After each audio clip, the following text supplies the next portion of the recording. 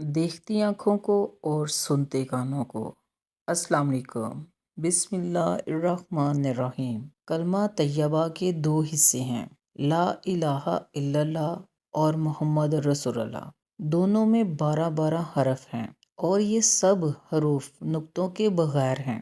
پہلا حصہ مقصد زندگی بتاتا ہے، دوسرا حصہ طرز زندگی، اور 12+12 حروف تقاضا کرتے ہیں کہ انسان اپنی 12+12 گھنٹے کی زندگی اللہ عز و جل کی رضا اور اس کے رسول صلی اللہ علیہ وسلم کے بتائے ہوئے طریقے سے گزارے۔ پہلے حصے میں نقطے نہ ہونے میں یہ اشارہ ہے کہ اللہ عز و جل کا کوئی شریک نہیں، حتیٰ کہ ایک نقطہ بھی نہیں۔ دوسرے حصے میں اس لیے نقطہ نہیں کہ یہاں بھی کوئی ثانی نہیں، اور ذرا سی بھی نقطہ چینی اسلام سے خارج کر دیتی ہے۔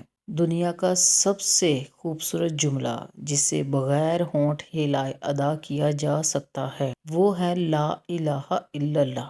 کلمے کے اس اول حصے میں یہ حکمت پوشیدہ ہے کہ ایک مرتا ہوا آدمی بھی جو بیماری، کمزوری، تکلیف کے باعث اپنے ہونٹوں کو ہلانے سے قاصر ہو، وہ بھی یہ کلمہ آسانی سے ادا کر سکتا ہے۔ سبحان اللہ۔ اگر ویڈیو پسند آئی ہو تو پلیز چینل کو سبسکرائب کیجیے۔